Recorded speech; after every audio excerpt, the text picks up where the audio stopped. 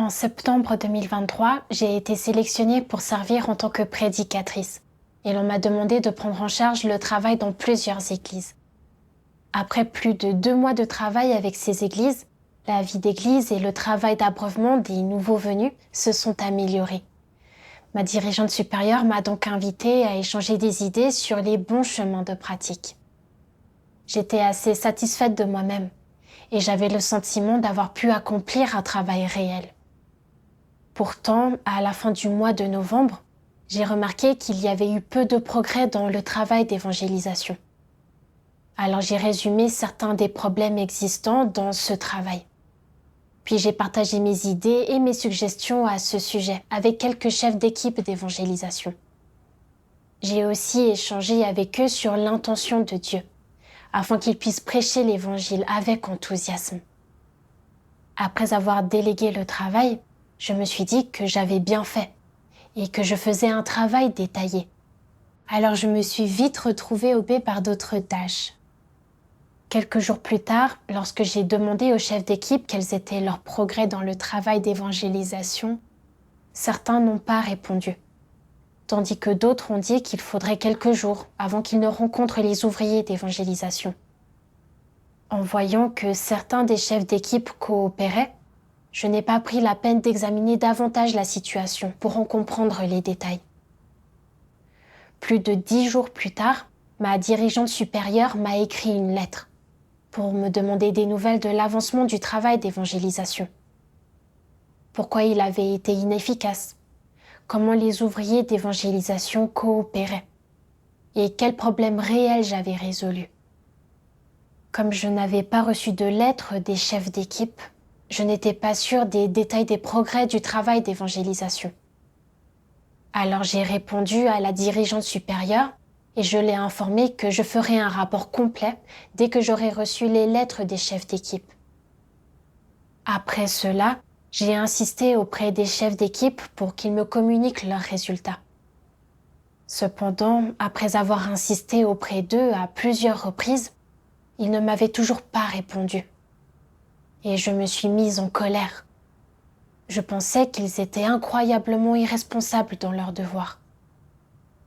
Au fur et à mesure que les lettres arrivaient de la part de ma dirigeante, qui me demandait des nouvelles de l'avancement du travail, je devenais de plus en plus anxieuse.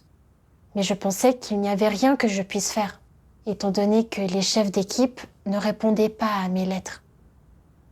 J'ai dit à ma dirigeante que les chefs d'équipe ne répondaient pas à mes lettres, afin qu'elle sache que le problème venait des chefs d'équipe et non pas de moi. Ma dirigeante m'a rapidement répondu. Elle m'a demandé si je comprenais les problèmes et les difficultés concrètes des chefs d'équipe, et m'a dit qu'en vérifiant mon travail à travers ma lettre, il semblait que je ne mettais pas assez de réflexion et d'effort dans mon devoir. Lorsque nous n'obtenions pas de résultats dans notre travail, je blâmais simplement les autres et je ne réfléchissais pas à mes propres problèmes. Elle a aussi dit que si en suivant le travail, je me contentais d'insister auprès des chefs d'équipe pour obtenir des résultats, que je n'identifiais pas les problèmes concrets et que je ne donnais pas de chemin de pratique spécifique pour les aider à résoudre leurs problèmes, il serait impossible d'obtenir des résultats dans notre travail. J'ai été un peu réticente en lisant sa lettre, en me disant « Je veux bien faire mon travail. J'ai participé au travail d'évangélisation. Et j'ai écrit des lettres et j'ai échangé avec les chefs d'équipe sur leur état. Je les ai exhortés à me contacter rapidement s'ils rencontraient des difficultés. S'ils ne me disent pas quels sont leurs problèmes, que puis-je faire ? Il y avait eu des arrêts de travail dans ces églises précédemment, à cause des arrestations massives. Mais un peu plus de 2 mois après mon arrivée, il y a eu des améliorations dans tous les aspects du travail. Je pense que cela montre que je fais déjà bien mon travail. Mais vous voulez que je réfléchisse ? Je ne peux tout simplement pas accepter ce type d'échange. À cette époque, je me sentais lésée, récalcitrante et argumentative. Plus j'y pensais, plus j'étais négative. Et je sentais que je ne serais tout simplement pas capable de faire ce devoir. Je me suis rendu compte que j'étais dans un mauvais état. Mais je n'arrivais simplement pas à m'en sortir. Et je ne savais pas ce que j'étais censée apprendre de cette situation. Plus tard, j'ai prié Dieu. Je lui ai demandé de me guider pour comprendre son intention. J'ai trouvé un passage des paroles de Dieu mentionné dans une vidéo de témoignage d'expérience qui correspondait parfaitement à mon état actuel. Dieu Tout-Puissant dit : certains sont confrontés à l'émondage quand ils accomplissent leurs devoirs. Et ils disent : avec mes capacités limitées, que puis-je vraiment accomplir ? Je ne comprends pas grand-chose. Donc si je veux bien effectuer ce travail, ne vais-je pas devoir apprendre au fur et à mesure ? Cela sera-t-il facile pour moi ? Dieu ne comprend tout simplement pas les gens. N'est-ce pas comme forcer un poisson à vivre sur la terre ferme ? Laissez quelqu'un qui comprend mieux que moi le faire. Je ne peux le faire que comme ça. Je ne peux pas faire plus que ça. Les gens disent et pensent régulièrement de telles choses, n'est-ce pas ? Tout le monde peut l'admettre. Personne n'est parfait et personne n'est un ange. Les gens ne vivent pas dans le vide. Tout le monde a ses pensées et ses révélations de corruption. Tous sont capables de révéler ces choses et de vivre fréquemment dans ces états. Et ce n'est pas de leur plein gré. Ils ne peuvent pas s'empêcher de penser ainsi. Avant qu'il ne leur arrive quoi que ce soit, les gens ont un état relativement normal. Mais les choses sont différentes quand quelque chose leur arrive. Un état négatif est naturellement révélé très facilement d'eux, sans obstacle ni retenue, et sans l'instigation ou l'incitation d'autrui. Tant que les choses qu'ils rencontrent ne sont pas conformes à leur propre volonté, ces tempéraments corrompus sont révélés à tout moment et en tout lieu. Pourquoi peuvent-ils être révélés en tout temps et en tout lieu ? Cela prouve que les gens ont ce type de tempérament corrompu et de nature corrompue en eux. Les tempéraments corrompus des gens ne leur sont ni imposés ni inculqués par autrui. Ils sont encore moins enseignés, incités ou encouragés par autrui. Au contraire, les gens les possèdent eux-mêmes. Si les gens ne résolvent pas ces tempéraments corrompus, alors ils ne peuvent pas vivre dans des états corrects et positifs. Dieu dit que lorsque les gens ne sont pas confrontés à des problèmes, ils ont souvent un état normal. Mais dès que les choses ne sont pas conformes à leurs notions, ils ne peuvent s'empêcher de commencer à révéler des états de résistance, de récalcitrance et de mécontentement. Ce sont des problèmes liés à la nature des gens. Après avoir lu les paroles de Dieu, je les ai considérées à la lumière de mon propre état. Lorsque ma dirigeante avait souligné mon manque d'effort et de réflexion dans le travail d'évangélisation et mon échec à faire un travail réel, je m'étais sentie lésée et résistante et j'avais pensé que c'était le mieux que je pouvais faire. J'avais participé au travail et échangé avec les chefs d'équipe sur leur état. Et il n'y avait tout simplement rien que je puisse faire, puisqu'ils ne m'avaient pas signalé leur situation actuelle. J'avais pensé que ma dirigeante n'avait pas du tout compris ma situation. Je vivais dans un état de désobéissance argumentative, ce qui montrait que je n'acceptais pas la vérité. Lorsque j'ai vu la gravité de la nature de mon problème, j'ai prié Dieu. Ô Dieu, je sais que personne ne cherche à me causer du tort ou m'émondant, et cela se produit avec ta permission. Je sais qu'il y a des choses sur lesquelles je devrais réfléchir et dans lesquelles je devrais entrer. Mais je ne parviens pas très bien à saisir ce qu'elles sont pour le moment. S'il te plaît, éclaire-moi et guide-moi pour que je me comprenne et que j'apprenne des leçons à ce sujet. Après cela, j'ai vu ce passage des paroles de Dieu.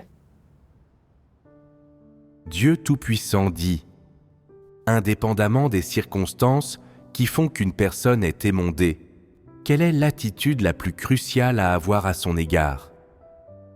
Tout d'abord, il faut l'accepter. quelle que soit la personne qui t'émonde, pour quelle raison, que cela paraisse sévère ou non, et quel que soit le ton et la formulation, tu dois l'accepter. Ensuite, tu dois reconnaître ce que tu as fait de mal, quel tempérament corrompu tu as révélé, et si tu as agi conformément aux vérités principes. D'abord et avant tout, c'est l'attitude que tu dois avoir lorsque tu es émondé. Les antéchrists possèdent-ils une telle attitude ? Non, ils ne la possèdent pas. Du début jusqu'à la fin, leur attitude est imprégnée de résistance et de répulsion. Avec une telle attitude, peuvent-ils être sereins devant Dieu et accepter modestement d'être émondés ? Non, cela leur est impossible. Donc, que vont-ils faire ensuite ? Tout d'abord, ils vont arguer énergiquement et proposer d'autres justifications, se défendre et argumenter pour nier les torts qu'ils ont commis et les tempéraments corrompus qu'ils ont révélés, dans l'espoir d'obtenir la compréhension et le pardon, afin qu'ils n'aient pas à assumer leurs responsabilités ou à accepter les paroles d'émondage à leur encontre. Quelle attitude manifestent-ils quand ils sont confrontés à l'émondage ? Je n'ai pas péché. Je n'ai rien fait de mal. Si j'ai fait une erreur, il y avait une raison. Si j'ai fait une erreur, je ne l'ai pas fait exprès. Je ne devrais pas en assumer la responsabilité. Qui ne commet pas quelques erreurs ? Ils s'emparent de ces affirmations et expressions, mais ils ne cherchent pas la vérité, ni ne reconnaissent les erreurs qu'ils ont faites ou les tempéraments corrompus qu'ils ont révélés. Et ils n'admettent certainement pas leur intention et leur but quand ils ont fait le mal. Les faits auront beau mettre en lumière leur tempérament corrompu, ils ne le reconnaissent ni ne l'acceptent, mais continuent avec leur attitude de défi et leur résistance. Quoi que les autres disent, ils ne l'acceptent ni ne le reconnaissent, mais ils pensent « Voyons qui saura se montrer le plus éloquent, qui est le meilleur orateur. » C'est avec ce genre d'attitude que les antéchrists considèrent le fait d'être émondés. Grâce aux paroles de Dieu, j'ai pris conscience que face à l'émondage, l'aide et les conseils, peu importe l'attitude ou le ton qu'il prenait avec moi, et peu importe à quel point ce qu'il disait n'était pas conforme à mes notions, je devais l'accepter de la part de Dieu, me soumettre et réfléchir sur mes problèmes. C'est le type d'attitude que les gens devraient avoir. Les antéchrists sont résistants, argumentatifs, rebelles, et même rejettent la faute lorsqu'ils sont confrontés à l'émondage, au conseil et à l'aide. Ils n'ont absolument aucune attitude d'acceptation de la vérité.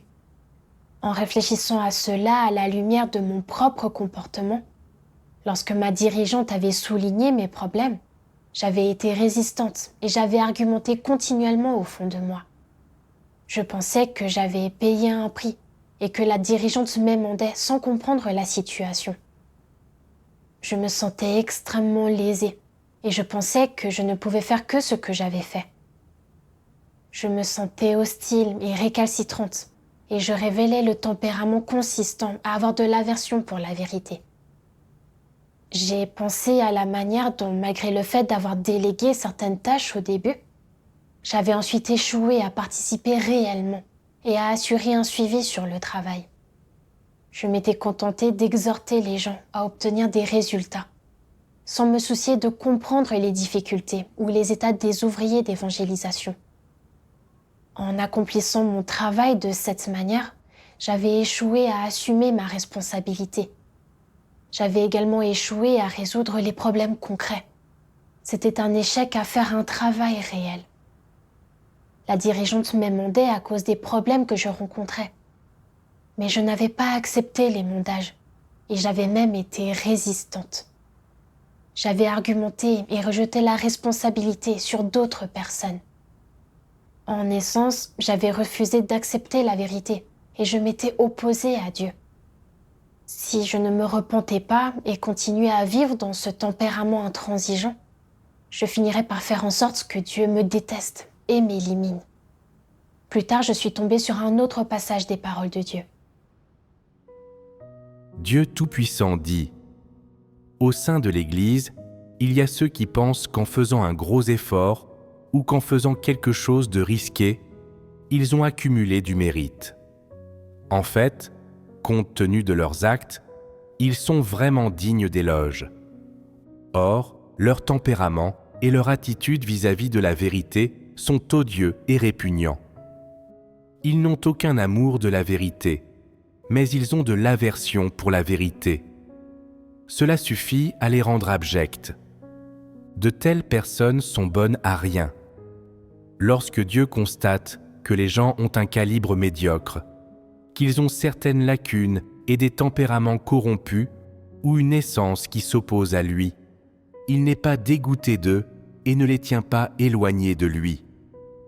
Ce n'est pas l'intention de Dieu et ce n'est pas son attitude vis-à-vis de l'homme. Dieu ne déteste pas le calibre médiocre des gens. Il ne déteste pas leur stupidité et il ne déteste pas le fait qu'ils aient des tempéraments corrompus. Qu'est-ce que Dieu déteste le plus chez les gens ? Il déteste quand ils ont de l'aversion pour la vérité. Si tu as de l'aversion pour la vérité, alors, rien que pour cette raison, Dieu ne trouvera jamais en toi de quoi se réjouir. C'est gravé dans la pierre. Si tu as de l'aversion pour la vérité, si tu n'aimes pas la vérité, que ton attitude vis-à-vis de la vérité est l'indifférence, le mépris et l'arrogance, ou même la répugnance, la résistance et le rejet. Si tu as ces comportements, alors Dieu est totalement dégoûté par toi, et tu es fini, au-delà de tout salut. Si tu aimes vraiment la vérité dans ton cœur, et c'est simplement que tu es d'un calibre un peu faible et que tu manques de perspicacité, que tu es un peu stupide et que tu fais souvent des erreurs, mais que tu n'as pas l'intention de faire le mal et que tu as simplement fait quelques bêtises, si tu es disposé au fond de toi à entendre l'échange de Dieu sur la vérité et que tu aspires profondément à la vérité, si l'attitude que tu adoptes dans ton traitement de la vérité et des paroles de Dieu est une attitude de sincérité et d'envie et que tu peux tenir pour précieuse et chérir les paroles de Dieu, c'est suffisant. Dieu aime de telles personnes. Même si tu es parfois un peu stupide, Dieu t'aime toujours. Dieu aime ton cœur, qui aspire à la vérité, et il aime ton attitude sincère vis-à-vis de la vérité. Ainsi, Dieu a pitié de toi et t'accorde toujours sa grâce. Il ne tient pas compte de ton calibre médiocre ni de ta stupidité, et il ne tient pas non plus compte de tes transgressions. Parce que ton attitude vis-à-vis de la vérité est sincère et désireuse et que ton cœur est authentique, alors, en considérant l'authenticité de ton cœur et de ton attitude, il sera toujours miséricordieux envers toi, et le Saint-Esprit œuvrera en toi et tu auras l'espérance du salut. Par contre, si tu as un cœur intransigeant et que tu es complaisant avec toi-même, que tu as de l'aversion pour la vérité, que tu n'es jamais attentif aux paroles de Dieu et à tout ce qui implique la vérité, et que tu es réfractaire et méprisant du plus profond de ton cœur, alors quelle est l'attitude de Dieu envers toi ? Dégoût, répulsion et colère incessante. Dieu dit qu'il prend très au sérieux l'attitude des gens envers la vérité. Certaines personnes semblent généralement capables de payer un prix et sont relativement efficaces dans leurs devoirs. Mais lorsqu'elles sont confrontées à des problèmes, elles n'acceptent pas la vérité et ont même de l'aversion pour elle. Dieu est dégoûté par cela. Lorsque je repensais aux 2 derniers mois où j'avais payé un certain prix et obtenu des résultats dans mon devoir, je sentais que je faisais déjà un travail réel et que ma dirigeante ne devrait pas souligner mes problèmes. Cependant, je me suis rendu compte que Dieu ne regarde pas seulement combien une personne a souffert, combien de travail elle a accompli ou quels résultats elle a obtenus. Il cherche également à voir quelle attitude elle a envers la vérité et si elle accepte la vérité. Si face à l'émondage, j'étais constamment résistante et ne l'acceptais pas, et j'argumentais et m'opposais à Dieu, Dieu serait dégoûté de moi et je ne recevrais pas l'œuvre du Saint-Esprit. J'ai vu que vivre dans un tempérament ayant de l'aversion pour la vérité était vraiment très dangereux. C'était simplement la vérité que le travail d'évangélisation était actuellement inefficace. Donc je devais accepter les conseils de ma dirigeante et résoudre concrètement les problèmes existants dans le travail d'évangélisation. Au cours de ma recherche, je me suis rappelé un passage des paroles de Dieu et je l'ai cherché.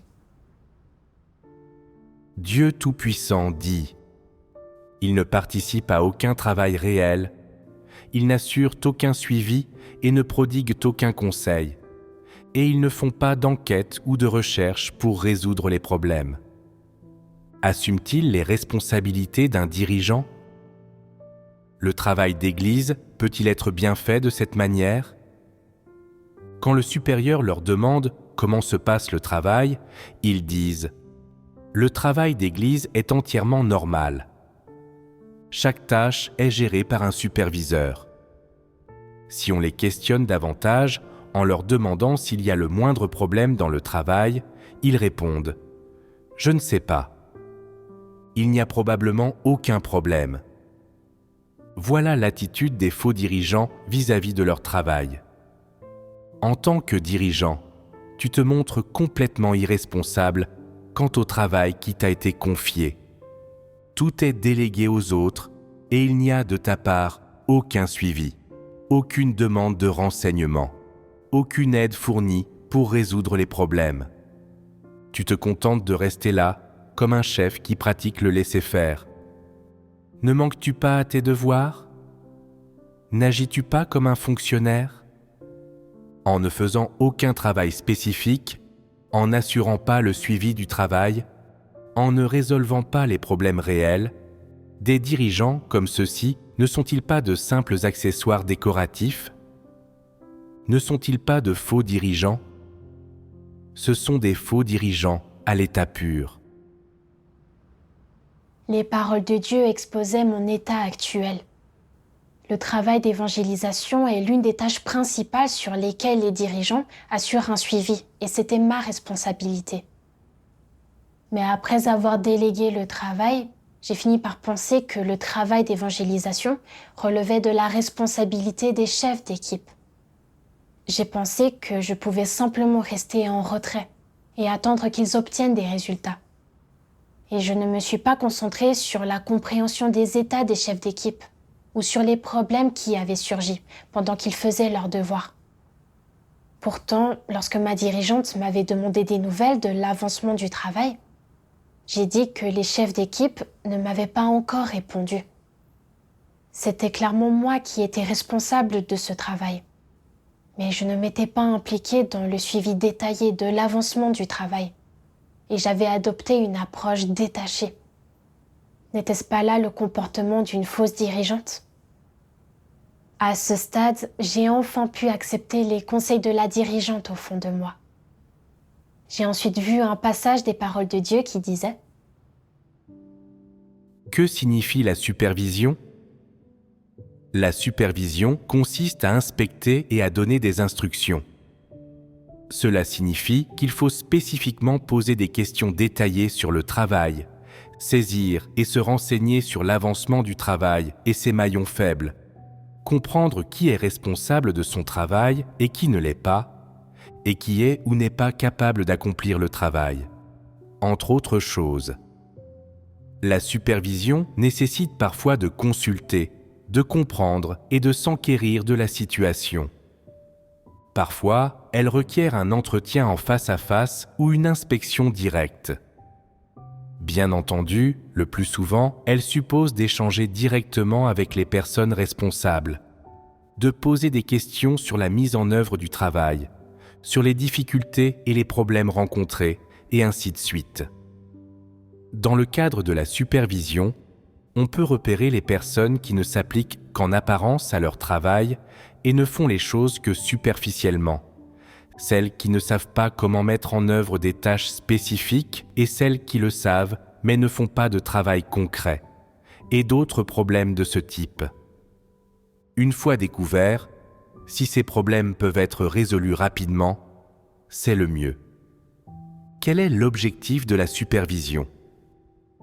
Il s'agit de mieux mettre en œuvre les arrangements de travail, de voir si le travail que vous avez arrangé est approprié, s'il y a des oublis ou des choses que vous n'avez pas considérées, s'il y a des domaines qui ne sont pas conformes aux principes, s'il y a des aspects déformés ou des domaines dans lesquels des erreurs ont été commises, et ainsi de suite. Tous ces aspects peuvent être découverts dans le cadre de la supervision. Cela dit, si tu restes à la maison et que tu n'effectues pas ce travail spécifique, peux-tu découvrir ces problèmes ? De nombreux problèmes doivent faire l'objet de questions, doivent être observés et compris sur place pour être connus et saisis. Grâce aux paroles de Dieu, j'ai appris que superviser le travail ne consiste pas simplement à déléguer des tâches à d'autres personnes et à attendre qu'elles obtiennent des résultats, mais à participer concrètement au travail et à identifier les problèmes concrets qui existent dans l'avancement du travail. Est-ce que le travail confié ne convient pas aux personnes ? Est-ce que les frères et sœurs sont dans un mauvais état ? Ou est-ce que les gens ont une mauvaise attitude envers l'exécution de leurs devoirs ? Les dirigeants doivent comprendre et saisir ces éléments en détail et échanger sur la vérité pour les résoudre en temps opportun. C'est cela faire un travail réel. J'ai réfléchi à la façon dont je m'étais contentée de déléguer le travail aux chefs d'équipe, puis d'insister continuellement auprès d'eux pour obtenir des résultats. Je n'avais pas du tout assumé ma responsabilité en tant que dirigeante. Je n'étais pas différente des fonctionnaires du Grand Dragon Rouge, qui se contentent de rester dans leur statut sans jamais faire de travail réel. Peu importe le travail qu'un fonctionnaire effectue, il ne fait que réciter des slogans, transmettre les instructions des supérieurs aux subordonnés et faire un travail qui le met en valeur. Dans mon propre cas, j'avais simplement vérifié l'avancement du travail afin de pouvoir le signaler à ma dirigeante, et non pas pour résoudre les problèmes concrets et les difficultés existant dans le travail d'évangélisation. Dieu est dégoûté par ce type d'attitude envers le travail. Si je ne corrigeais pas mon attitude, je causerais des dommages au travail de l'Église, et je ferais ainsi le mal dans mon devoir. Après cela, j'ai commencé à agir selon les paroles de Dieu et à travailler rapidement pour rectifier mes écarts. En examinant la situation de manière concrète, j'ai découvert que certaines églises manquaient d'ouvriers d'évangélisation, que certains chefs d'équipe ne confiaient pas le travail à un rythme suffisamment rapide, ce qui ralentissait les progrès, et que certains frères et sœurs étaient incapables de faire leurs devoirs normalement, en raison des arrestations et de la surveillance de la part du PCC. En raison de cela et de bien d'autres problèmes, le travail d'évangélisation était devenu inefficace. J'ai ensuite échangé sur ces problèmes et je les ai résolus un à un. J'ai cessé de chercher des excuses pour me défausser de mes responsabilités sur les autres. Et j'ai cessé de me concentrer sur ce que les autres faisaient ou ne faisaient pas. J'ai plutôt choisi de me concentrer sur l'exécution de mon devoir, selon le principe, et de faire davantage de travail réel. Après une période de coopération, le travail d'évangélisation a commencé à s'améliorer. J'étais extrêmement heureuse. Je n'aurais jamais imaginé qu'après avoir rectifié mon état et fait un véritable travail, je serais témoin de la direction de Dieu. À travers cette expérience, j'ai appris que les mondages, les conseils et l'aide viennent de Dieu. Et ce sont des choses positives qui nous aident à rectifier les écarts dans nos devoirs et à faire nos devoirs de manière qui soit à la hauteur. Il nous aide également à connaître et à résoudre nos tempéraments corrompus. Les bonnes intentions de Dieu sont derrière tout cela. À la suite de cette expérience, j'ai personnellement appris les bienfaits liés à l'acceptation de l'émondage, les conseils et l'aide. Et j'ai également appris comment vérifier et superviser le travail. Dieu soit loué pour sa direction.